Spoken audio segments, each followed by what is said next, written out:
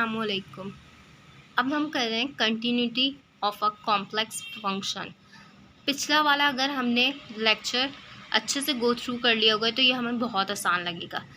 अब इसका देखते हैं हम क्या है इसके अंदर सवाल दिया हुआ है जिसके अंदर हमारे पास दोनों रेंजेस दी हुई हैं कि z is equals to zero है, z not is equals to zero है और पूरा सवाल हमारे पास दिया हुआ है। अच्छा, ये आर ई क्या लिखा हुआ है, रियल लिखा हुआ है इस सवाल के अंदर।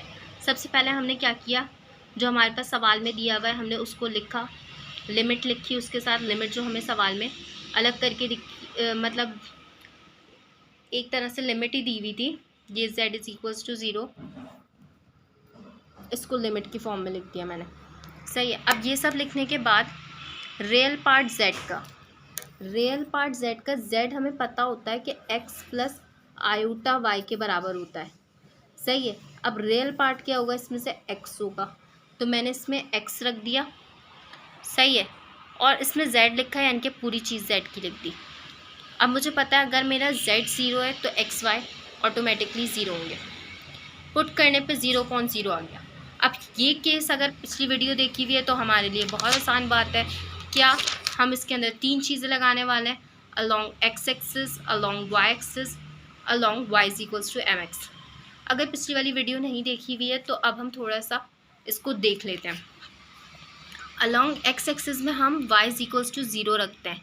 इसमें या तो हम डायरेक्ट पूरी चीज़ रख लें और वाई को ज़ीरो कर लें, ठीक है, या तो हम डायरेक्ट रियल पार्टी सिर्फ कॉपी कर लें। दोनों चीज़ें में हमारे पास सेम आंसर आएगा।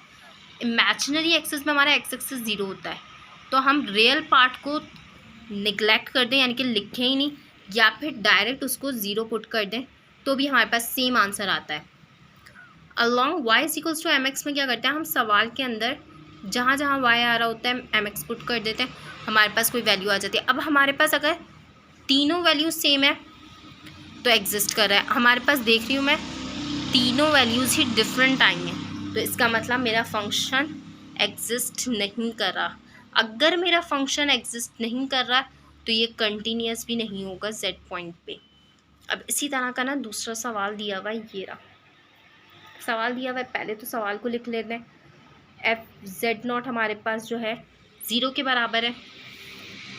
सबसे पहले हमने सवाल पुट किया, हमारे पास ये फॉर्म आ गई, ठीक है, 0.0 वाली फॉर्म आ गई। फिर हमने अलॉन्ग एक्स एक्सिस किया, अभी मैंने बताया एक्स एक्सिस कैसे करते हैं। इमेजिनरी एक्सिस किया, वो भी हम ऑलरेडी डिस्कस कर चुके हैं कि कैसे करते हैं। फिर हमने लास्ट में y is equals to m x कर लिया, ठीक है, ये भी हमें पता है। अब ये 0 आ रहा है, ये तीसरा वाला हमारा m upon 1 plus M square आ रहा है, ये इसका मतलब लिमिट डजंट एक्सिस्ट। जब लिमिट डजंट एक्सिस्ट लिखा हुआ है और अब से सवाल में कंटिन्यूस पूछा है ना, तो जब लिमिट ही नहीं होगी तो कंटिन्यूस कैसे हो सकता है हमारा फंक्शन। सही है। अब हमारे पास ये सवाल दिया हुआ है z अपॉन, अच्छा, मॉड्यूलस ऑफ z हम ऑलरेडी डिस्कस कर चुके हैं पिछली वीडियो में, लेकिन हम दोबारा कर लेते हैं ताकि अगर ना देखी हो वीडियो। तो z तो हमारा x प्लस आयोटा y होता है, ठीक है। z मॉड्यूलस का मतलब है x अंडर रूट में x square plus y square, ठीक है। अब इसके अंदर हमने पहले 0/0 का फंक्शन कैसे हुआ, सारी चीज़ें सब ज़ीरो पुट कर देंगे तो 0/0 आएगा। अच्छा, ओरिजिन का वर्ड यूज़ किया हुआ है इसलिए हमारा एक्स वाई दोनों ज़ीरो है। X axis, imaginary axis, y is equals to m x, इसके अंदर भी तीनों चीज़ें डिफरेंट आ रही हैं तो लिमिट एग्जिस्ट नहीं करी। जब लिमिट एग्जिस्ट नहीं करेगी तो हमारा फंक्शन कंटिन्यूस नहीं होगा। अब हम इस क्वेश्चन पे आ जाते हैं। इस क्वेश्चन में हमारे पास बहुत बड़ी सी वैल्यू दी हुई है, पहले तो हमने इसको वैल्यू को नीचे बड़ा बड़ा करके लिख लिया।